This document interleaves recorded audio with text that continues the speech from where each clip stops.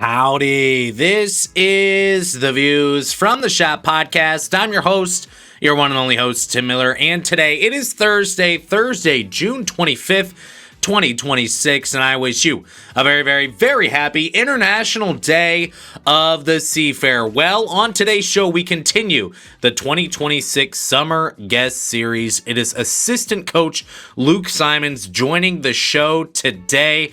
Now, last year, he joined the show, and I got some of the greatest feedback I've gotten on an interview that I've ever received, and he's back for a second year on the Summer Guest Series. Coach Simons is a wonderful listen. The connections that he has, the intelligence that he has, the story, how unique he is to college basketball in Ohio State in particular is very, very special. Today's episode is a reinforcement of that. The conversation today is absolutely phenomenal. I encourage you, if you got to mow the lawn, if you're going to go for a walk, if you got a road trip upcoming, a flight, download this episode, head to the gym, whatever it is, make sure that you can tune in for this entire episode. We get like 30 or 35 minutes in, and it's a point where I'm like, oh my gosh, this is gold. This is absolutely phenomenal. So highly encourage that you carve out the time to listen to this entire conversation with Coach Simons. Again, I cannot speak highly enough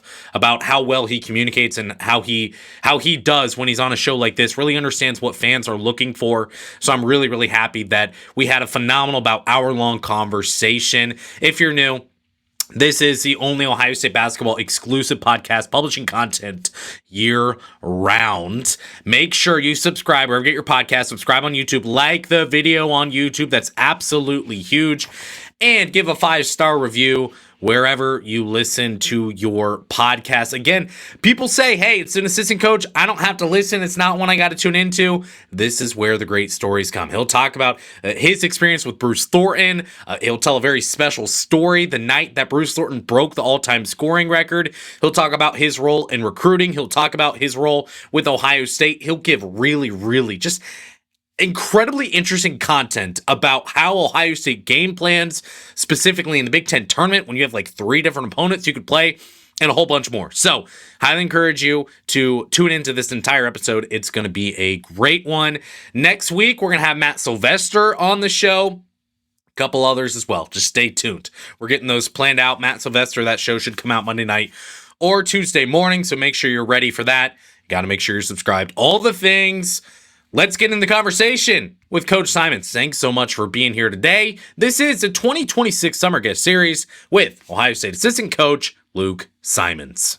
Coach Simons, welcome to the Views from the Shop podcast 2026 Summer Guest Series. You're back for a second appearance and a third year at the Ohio State University. We were talking before we started recording on how you work out with the team at times, and I would like to know, can anyone outbench you or outlift you at all? Like, are we talking pound for pound? Are you the strongest member of the Ohio State men's basketball program?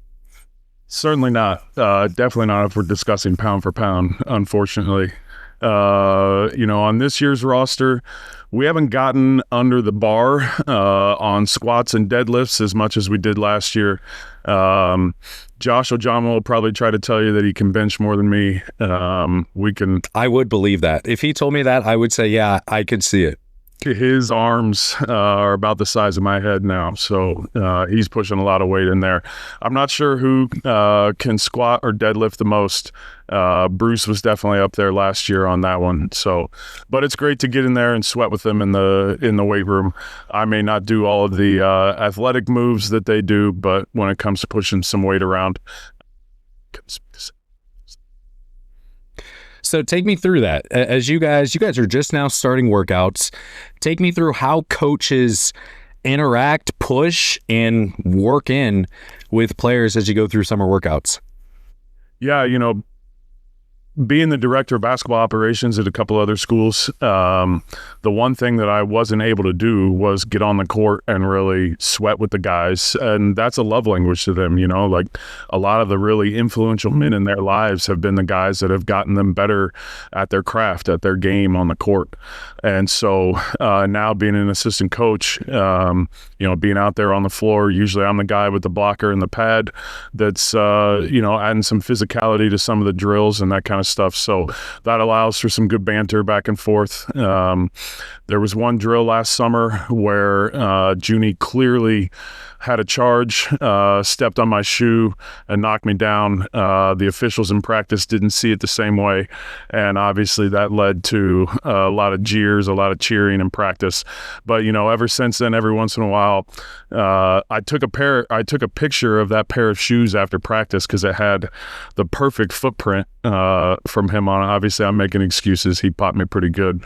But I'll text that to Junie every once in a while and just remind him, like, hey, bro, you're not stronger than me, that kind of stuff. And that's the fun stuff that allows, you to really become a team and to have a deeper relationship than just talking about who you're guarding or shot selection and that kind of stuff. But we've got a couple staff members, specifically Jamal Walker, and Brian Walsh, that are in there really sweating with our guys, going through all the different drills. I try to be in there a good bit. Double D's in there, working on his stuff. But we lift at 8 a.m. in the mornings over the summer, so great opportunity to just start your day in the weight room.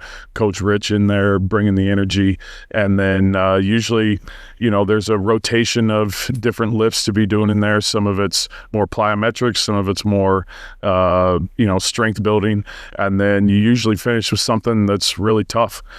Today we finished with a shoulder exercise where Rich basically said, and he's experienced a lot of winning here, he said, like, this league is just going to try to beat you down and you can't quit when it gets hard. So I know this isn't on the board, but let's do one more thing.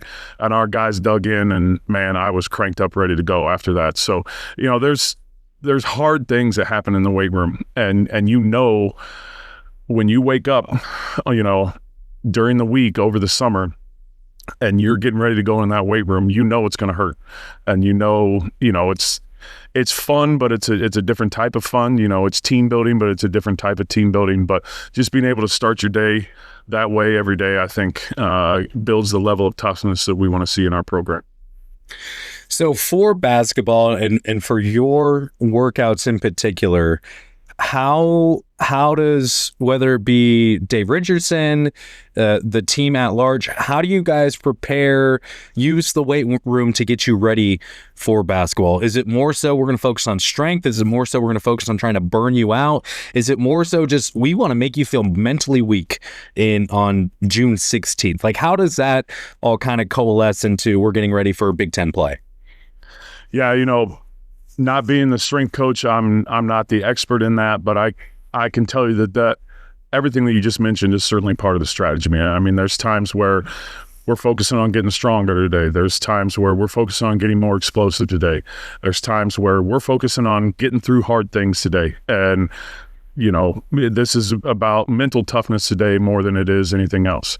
There are yoga/recovery days where we're working on, all the flexibility and the various things that go into keeping your body limber and hopefully injury free.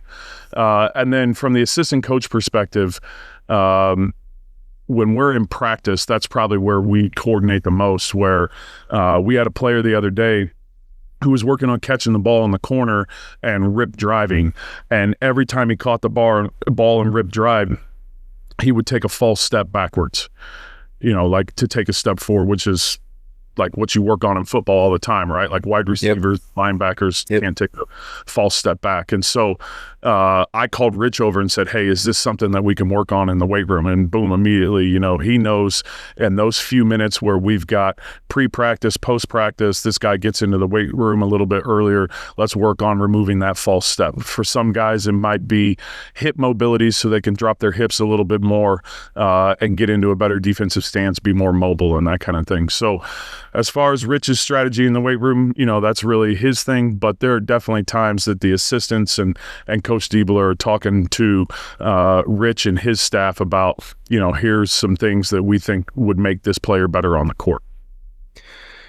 Are there times where you as an assistant coach, you want to tap out? Like, do you tap out, or are you like, you know what, if I tap out, then these guys should be able to tap out. I got to be an example. Like, how does that work for you mentally? Yeah, for sure. I mean, you got to dig in and keep going. I might get the occasional strategic phone call every now and then. You check your Apple Watch. Oh, shoot, I got to take this, But these guys too, like, I'm 43 years old. I'm nothing like these elite athletes that we have. So, there's some stuff that you're not even going to attempt to do because you're not them. But then there's times where, it's some things that you can still do at 43, and you can show them, hey man, I may not be able to jump and move like you, but if you want to come meet in the post, watch me bench press here real quick. I might be able to push more weight than you. Is there a guy that maybe your eyes light up a little bit when you get to have the pads at practice and they're coming into the paint and you get to shove them? Do you ever say, yeah, I'm going to give you a little extra loving today? It's equal opportunity for sure. Some of it might be, who was talking trash in the locker room that day, that kind of thing, who's feeling pretty good about themselves. But for right now, I would definitely say it's Josh. Obviously, there was a pre-existing relationship there with Josh, with him coming from Baylor, and then just him coming off of that injury and having so many consecutive months where he couldn't, get any contact against the pad. He couldn't hit. And Josh has put on a lot of muscle in the last year and a half. So he's actually, eager to hit that pad now because he went so long without it. And so I might give him a little extra every now and then. I think he tries to give it back too. So we actually had a question from an insider subscriber on Josh. If you want to ask questions to guests on the Summer Guest Series, join the insider subscriber chat, viewsfromtheshotpodcast.substack.com. Join the chat. Question from Eric on Josh. Since you've known Josh from your Baylor days together, what is he able to bring to the team to elevate you guys to another level this year, given he didn't play last year? I think there's a lot of people too who maybe don't forget that Josh was on the roster last year and didn't play, but maybe he's not a guy that's top of mind for a lot of Buckeye fans, and it's more so the likes of John Mobley Jr. and Anthony Thompson, Lamari Bynum, and others that, I don't know, others obviously on the roster.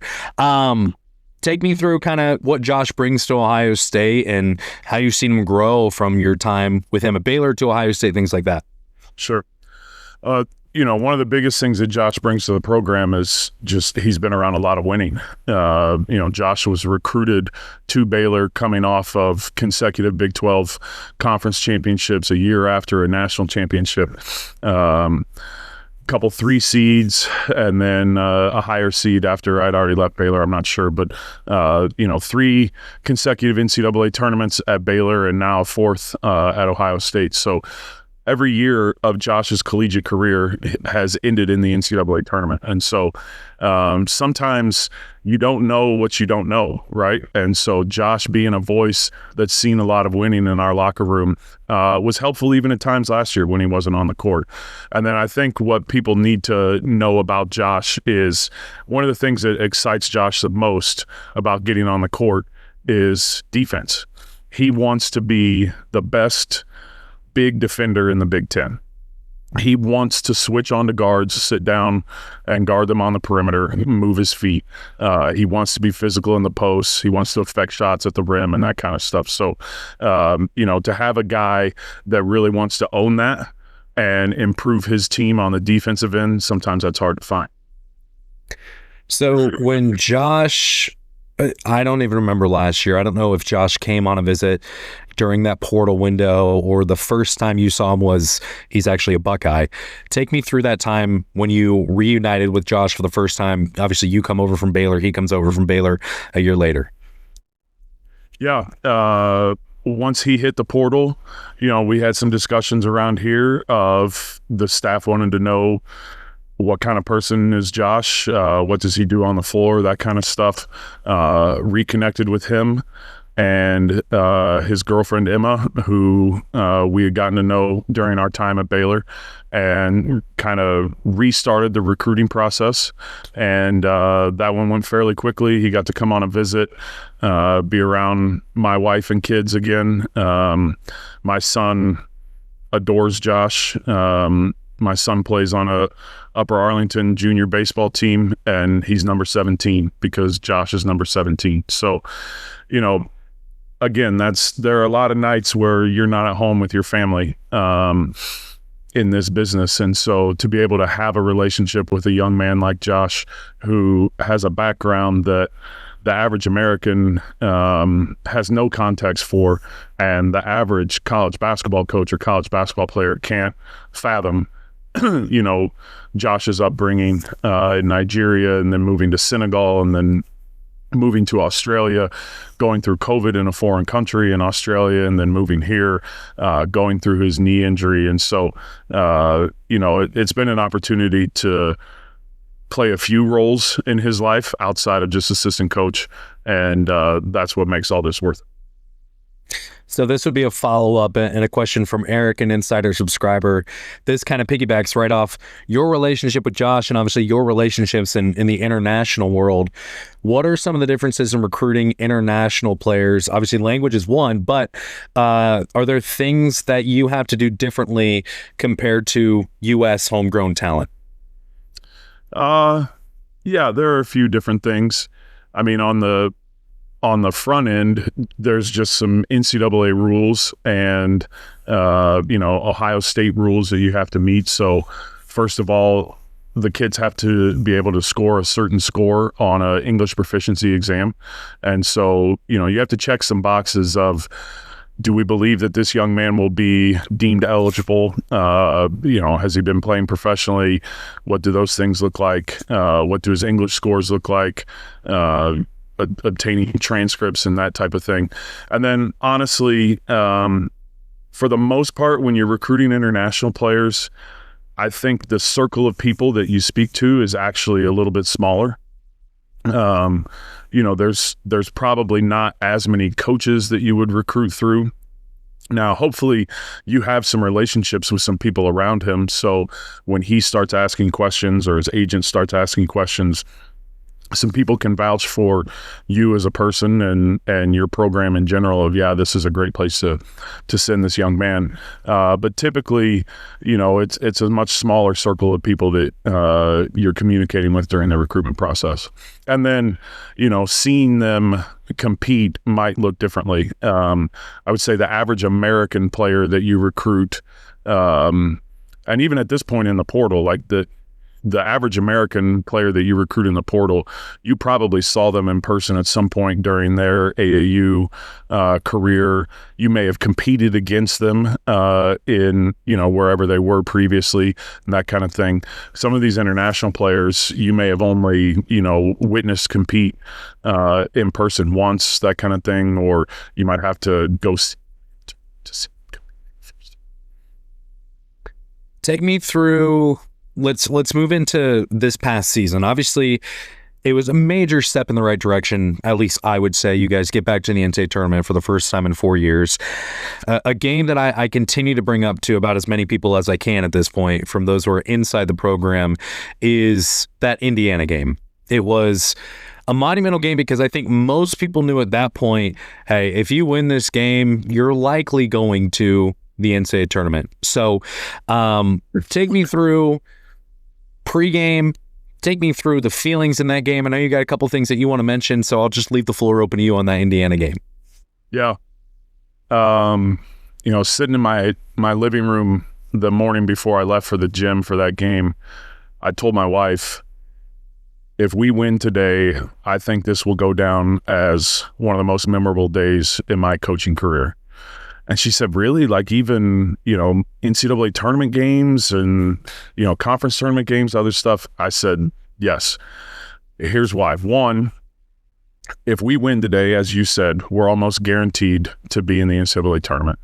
Two, if we win today, then Bruce has probably broken the school record, which is, a once in a lifetime opportunity as a coach, probably to coach a guy that is going to set a school's all-time leading scoring record.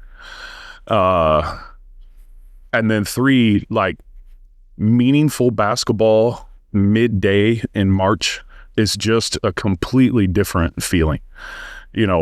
Growing up in Indiana and going to the high school state tournaments and then playing in the high school state tournaments, and you walk in daylight and there's daylight shining through the windows, and you just know, like, we're playing important afternoon games in March. It's just a completely different feeling. And then the energy in the building that day, the way that Bruce broke the record, the way that our guys battled in the second half, even fought off a little bit of a comeback, that kind of stuff, just the togetherness. I mean, we didn't talk a whole lot about Bruce breaking the record ahead of time, but you knew there was this unspoken just kind of agreement from our players, like, we're getting this thing for Bruce on senior day today, and we are winning this game, and we're going to the NCAA tournament. And then post-game, I told this story to an NBA scout not long ago. After the game, it's senior day, so you finish all your the post-game stuff. We sing the fight song and that kind of stuff. We finish celebrating. And my young son had made a card for each one of the seniors individually, just, thanking them and that kind of stuff. And so he walks up to Bruce to give him his in front of the locker room, or in front of his locker. And Bruce whips around and he says, "Hey, dude, I saw you dancing on the Jumbotron." And I said, "Bruce, man, like, that was during a timeout. You're supposed to be locked in on what's going on in the timeout." But, it was during a time in the game that we thought we were probably going to get it done.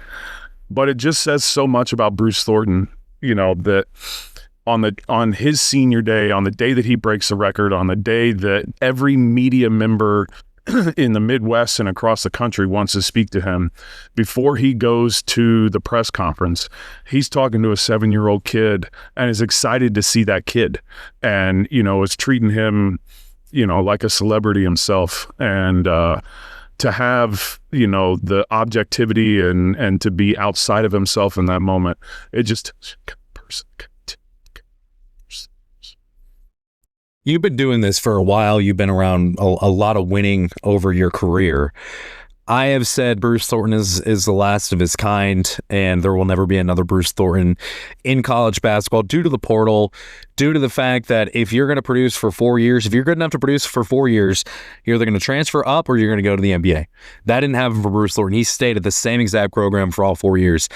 How different is he? And how does he compare to some of the greatest other, not just players, but overall humans you've been around? Just talk to me about your relationship with Bruce, and I'll let you have the floor on that. Yeah, I don't want to take away from Bruce at all. Certainly, he is one of a kind and, made from his own mold. However, I think, if you look back through my career, if you look through the guys that we have on the roster right now, some guys that, Coach Diebler and myself and even Coach Walker have gotten to coach, like, it comes back to a lot of us being from that Drew family coaching tree, and the way Coach Homer Drew built his programs, and Coach Diebler got to be a part of it as a player and a coach, and then the way we got to be a part of it under Bryce, and Coach Walker did as well, and myself with Scott. Like, some of the uncommon characteristics in Bruce, I think, are found often in some of those players that we've been able to coach, because it's just the way we've been taught to recruit and what we've been taught to look for. And so I think you'll see some of those same characteristics in guys on this roster now. But yeah, it is very uncommon to not look for the next best thing. And the way Bruce was able to keep his head down, stay focused here, a lot of that goes back to Coach Diebler's relationship with him, that was built through not only recruiting and film sessions and that kind of stuff, but just being a real life human and dealing with, emotions of an 18 to 22-year-old and exposing Bruce to fatherhood and husbandhood and that kind of stuff. Yeah, it's a special thing, but I think several of us on this staff have got to see it firsthand for several years. So, last question on that Indiana game, and Bruce. Jake said he didn't know that three-pointer that he made to break the scoring record was going to break the record. Brian said, yeah, I knew.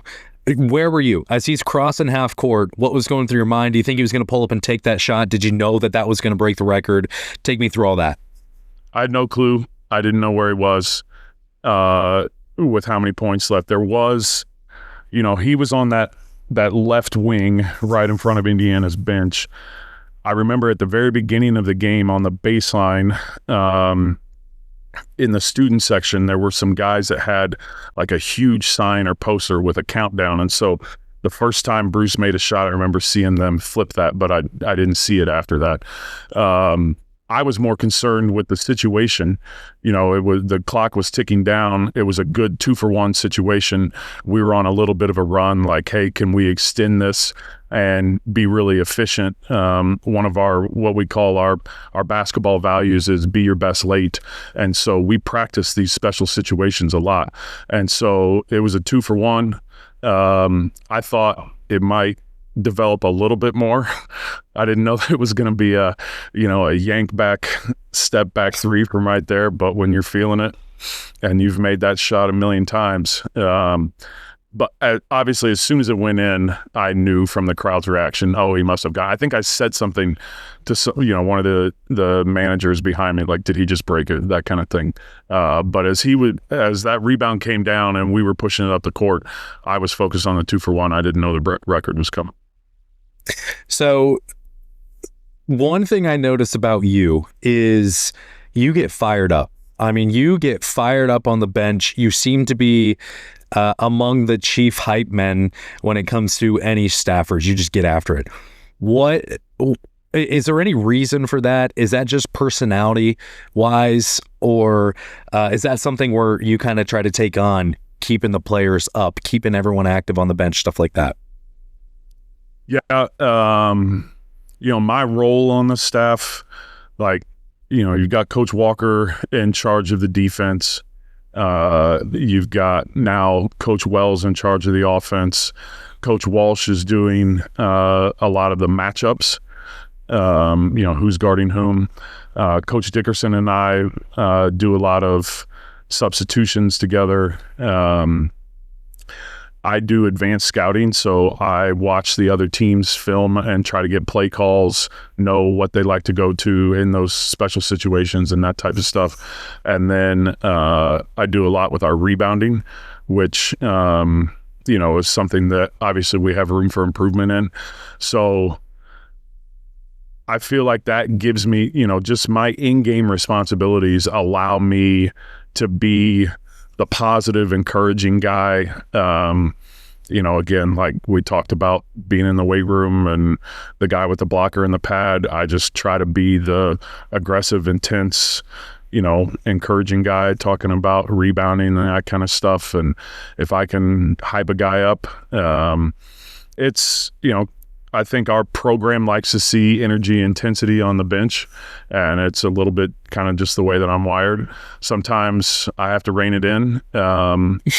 Before every game, after the starting lineups are announced, everybody's dapping everybody up.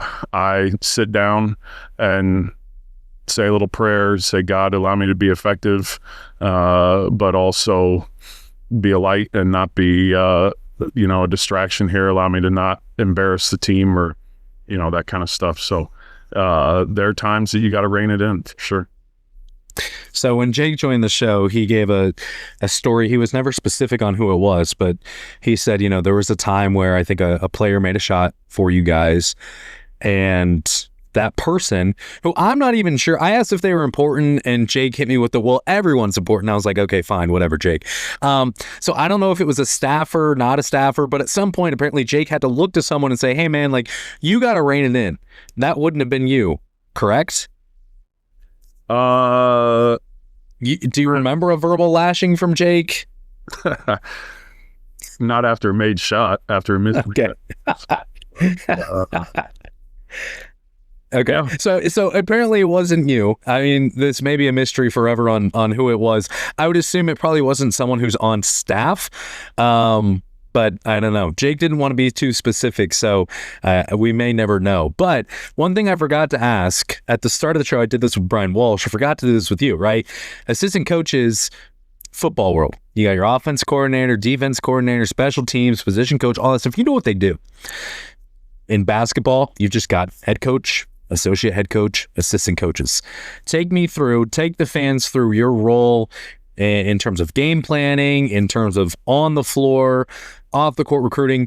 How do you help duties, responsibilities at Ohio State? Yeah. So game planning, we do it. I think some more teams are starting to do it this way, but we do it a little differently than maybe the traditional role.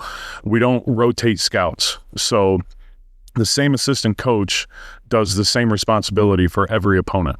I think in a lot of programs you would rotate through. So assistant coach A has his 6 to 7 teams that he's going to have throughout the entire year. You predetermine at the beginning of the year. And then, if you have a duplicate opponent, like last year we played Michigan twice, the same assistant. Well, we ended up playing them 3 times in the Big Ten tournament, but the same assistant would have that scout, through the whole year. We have the same coach do the same thing with each scout. So Coach Wells will watch each opponent's defense and help to put together an offensive package with Coach Diebler. Coach Walker will watch each opponent's offense, put together a defensive game plan. Coach Walsh will watch personnel and know their tendencies, who to foul late, that kind of stuff. This guy is a left-hand driver, right-hand pull-up, that kind of thing. And obviously that then determines a lot of helping Coach Walker with the defensive game plan. I'm always one opponent ahead. So I'm watching probably 5 games at minimum for each opponent. And I'm building a database of the actions that they run, their special situations, late game situations, that kind of stuff. And then I do a lot with the analytics and statistics. Here's where they really hurt teams. Here's what we need to take away. Here are their weak points, that kind of stuff. And so when we finish playing a Big Ten team on a Tuesday night and our next game is on a Friday night, that Tuesday evening in the coach's locker room before we leave, I've got a folder for each assistant. And Coach Diebler, hey, here's a quick look at the next opponent. This is what they do. Here are their actions, that kind of thing. And then I'm working with friends in the business or watching film or databases that I've kept over the years of here are the names of their different play calls. If we hear this, expect this action, that kind of thing. And then, a lot of those late game situations, having their favorite actions drawn up for the end of the game, that kind of thing. On the court, work mostly with the bigs, and in practice, like I said, I'm the pad and blocker guy trying to provide a little physical resistance. Recruiting-wise, I'm almost exclusively international recruiting. I lived overseas for several years and just have a lot of relationships overseas. And frankly, it's a way that I can help the program and kind of fill a need. We've got some elite recruiters on our staff that have been recruiting high-level American basketball players for a very long time and have those relationships with AAU and prep school coaches in the States.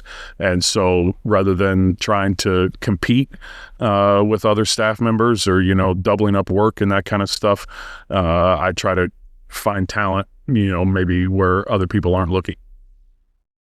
So first of all, if you're listening to this or watching this and you're wondering why is Luka fit to be on the international side, I will link last year's show when he came on. You will understand why at that point. Very, very interesting. Love the conversation last year. So take me through. I think you guys in the Big Ten tournament could have played Iowa or Maryland, I want to say. Yep. So in that instance, because even before that, Maryland has to play a Northwestern or Oregon or something like that. How do you guys deal with, we have a bye, we're going to play a team who could we could play one of like 3 or 4 teams. How do you guys deal with that when you get into March? Sure. Yeah, so the name we haven't mentioned yet, who is elite of the elite, especially, he might be the longest tenured at his position in the league, is Robbie Ruckey. I mean, I think it's year 14 for him here. And so our databases of information on opponents, I've never seen anything like it. And so Robbie is as busy as anyone in those moments, along with our student managers who he and David Egelhoff kind of oversee. They've got all the information on every team. So as we're getting close to the end of the season, they are pulling games of every possible opponent and they're clipping those up. And so we have some software technology on our computers where we can go into a folder and we can see every mid-range pull-up 2 that the starting shooting guard for Maryland has taken in the last however many games you want to watch. Like, you can really dial it down and get specific on that. And so as you're preparing to leave for Chicago for the Big Ten tournament, you're pulling file folders from all the potential opponents, play calls that we've gotten on them, analytics and statistics, how they hurt us, in previous games, their game film, that kind of stuff, who they've played in their last couple games.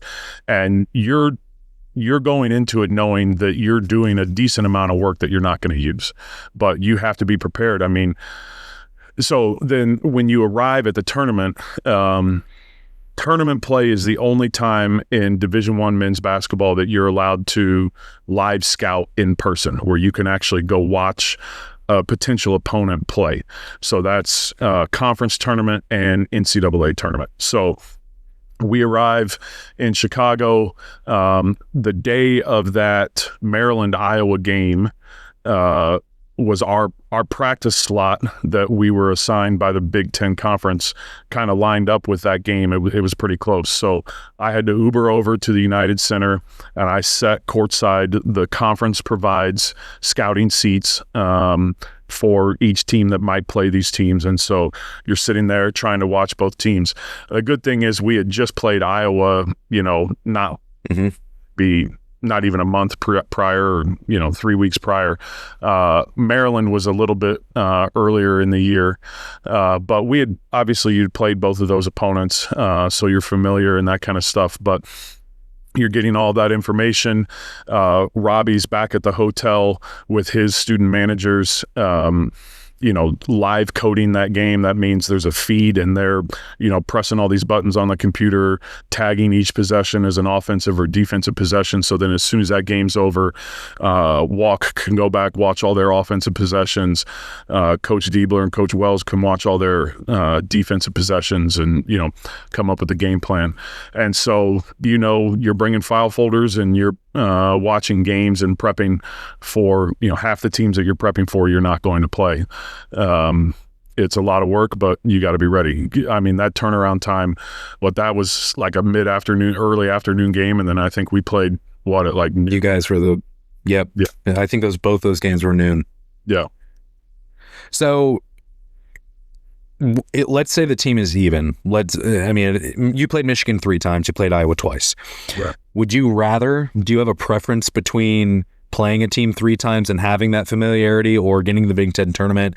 And you'd say, I'd rather play a team that we played the first Big Ten game of the year in December. Now we get them again when everything's brand new in March. Yeah.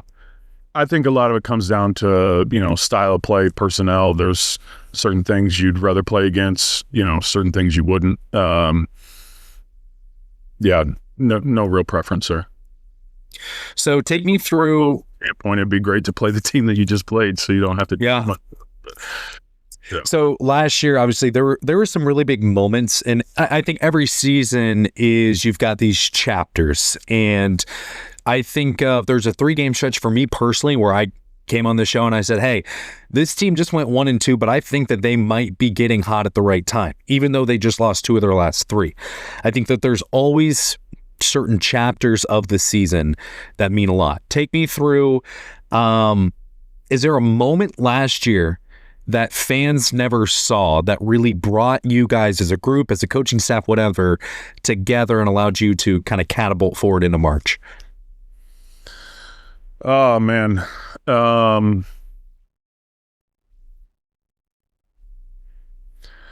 You know, I know it didn't result in wins, but I think some really good things happened in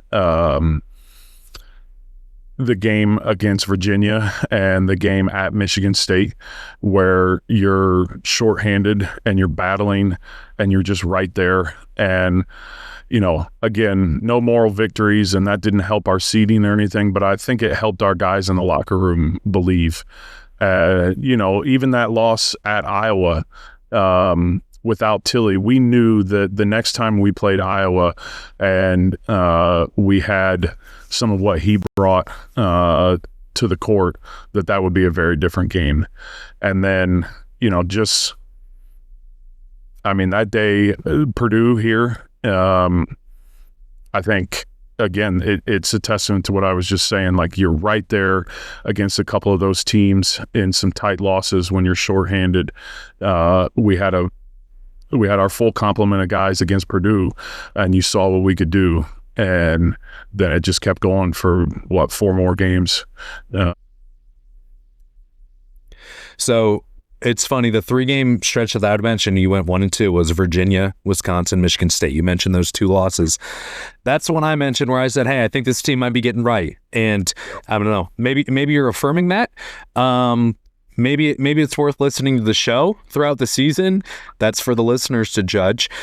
Take me through I guess in a game day, since we're still kind of talking about behind the scenes stuff like that.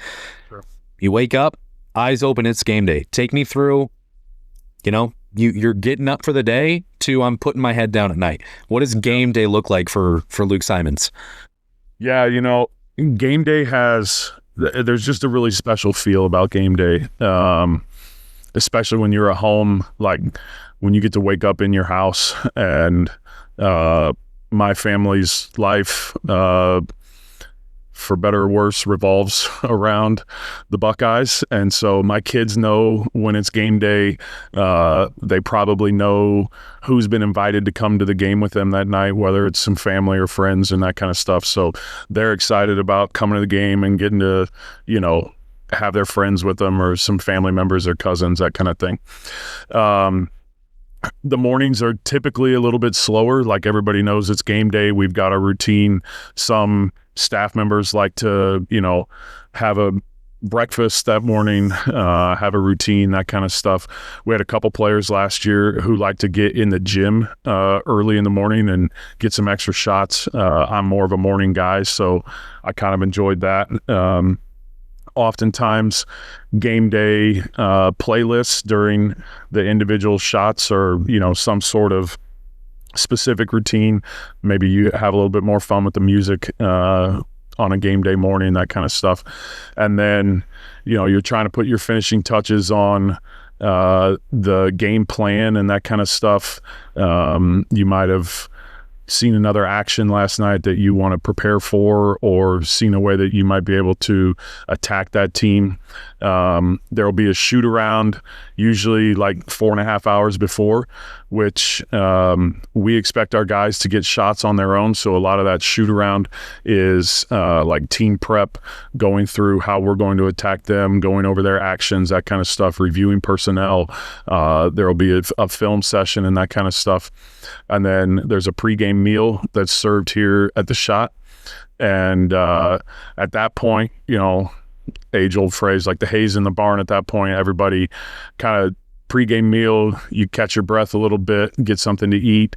There might be a little more chatter during pregame meal, that kind of stuff. And then after pregame meal, like, that's everybody's locked in. Some people go off on their own for a little bit. Some people go get a lift in. I got into a routine last year of at home, after pregame meal, I'm going to go get in the cold tub up to my neck. And it just, you talked about kind of being like, that is no fun, and it kind of makes you angry before the game, and I don't know, it kind of locks me in, and now I know I'm ready to go. So force myself to stay in there for a little bit up to the neck in the cold tub. How long? Like, what's the longest you've been able to stay in the cold plunge? I don't know. I mean, I'll sit in there, up to my chest for a while, but then going up to your neck, like I might play a game with myself. Like, all right, I got to take 10 long, deep breaths and stay in until then, that kind of stuff. How did this start? Like, what prompted you to say, I'm just going to go freeze myself before a game? Joe Mazzulla is a very close friend of mine, the head coach of the Celtics. We became close long before either one of us had these jobs. And every weird thing you see about him on Twitter is 100% real. Like, he is that psycho. So he just does weird stuff to see if he can make himself do it. And so sometimes, we both challenge ourselves to just do things that. So then sorry, I got stuck on that for a second there. After the cold plunge, what happens after that? You dry off, we're getting ready for games, or what? Yeah. Now you're back in the coach's locker room. You're getting changed into, what you're going to wear on the sideline. I have a game card that I have with me on the sideline that has a bunch of information that I need during the game. I've usually got a end of game file that I get to Coach Diebler, and he watches it on his computer. I've got it on mine, and a few minutes before we go out for warm-ups, okay, this is what we need to be ready for, that kind of stuff. I try to draw up a few of the opponent's actions not long before we go out for warm-ups, so they're fresh in my mind. Maybe we've been discussing some substitution patterns or things like that. A lot of the staff likes to get a good cup of coffee before the game. I, about halfway through the season, began to abstain from that. Felt like I didn't need it. Probably needed to just work on my natural adrenaline and not add any extra caffeine to it. So, yeah. Are you pro smelling salts before a game? Have you tried it? Is this something we also need to stay away from? Nah. Yeah, I've done it. But that, like, the cold tub is my smelling salts. Like, you can't be tired and not cranked up after you get in that cold tub. Like, you are alert and ready to go. This entire episode, there's some places here where this could get clipped, and just without context, you're like, what are these guys talking about? But I mean, that makes for a good episode, at least according to me. I have another question here from an insider subscriber, from Jack. Sorry, Jack. This is from Jeffrey. Can you speak to at least one thing you admire from each coach on the staff? Wow. Yeah. I'll start randomly. Coach Walker is the most disciplined with his physical health of any non-strength coach that I've ever worked with. Like, he is a routine guy, and you talk about doing stuff that is no fun in the weight room. Like, he doesn't go in and do bench press and bicep curls. Like, he does maniacal stuff that's moving his body in ways that my body doesn't move, that kind of stuff. And he is a machine with that kind of stuff. Coach Walsh is probably the most organized assistant I've ever worked with. There's a couple other that are pretty close to him, but insanely organized, and has to have the best handwriting of any Division I men's basketball assistant coach in the country. Double D is just like that wise vet that you need on your staff. He can fill so many roles. He's incredible with parents. He's recruited a national championship team. He's been a head coach at 2 different places. He's been to multiple Final Fours. He just has kind of an aura, a way about him where the parents of players trust him. He puts in the time. He's incredible at that. Coach Wells, new on the staff, getting to know him, but insanely humble. Like, obviously I just name dropped a friend in the NBA. Like his potential name drop list, like his list of contacts in his iPhone is, who's who of NBA Hall of Famers and, guys that, have made hundreds of millions of dollars playing this game. And every once in a while he'll be, on the court talking to one of our players doing something. He'll be like, well, I used to teach Yao to do this, or I used to teach Hakeem to do this, or when I was with the Jazz, or, with the Spurs, that kind of stuff. And if you're not listening closely, sometimes you don't understand, all the places that he's been and the people he's connected with. Coach Dials, like, it's really fun to hear him tell stories of, first of all, like his love for the Buckeyes, his love for this place, the way he maintains relationships with this staff, the alumni, the former players, that kind of stuff is awesome. And then, he can sit down and talk to our guys about, hey man, this is what it's like in the Big Ten. This is what it's like, back when I was playing, that kind of stuff. You need to do this, for the locker room and that kind of stuff. Go lead like this. His background, his context, like it strikes home with these guys when they walk down the hallway of the practice gym and you get ready to turn into the practice gym. Like there's his photo on the wall as a Big Ten Player of the Year. Like our dudes listen to him when he speaks. Coach Kellogg, the great thing with the new rule of all the staff members are now allowed to help in practice. Like he's a critical piece in our practices now, just being able to get out there and get our guys better. And, a lot of what he does isn't necessarily out there in the front, but our guys really appreciate him. The thing is, like after practice, you'll be in the locker room where we're getting our food. He's always going up to the guys, hey man, did you get my text about, this one piece of paperwork and that kind of stuff? Like he's just serving our guys at a level that a lot of people don't see.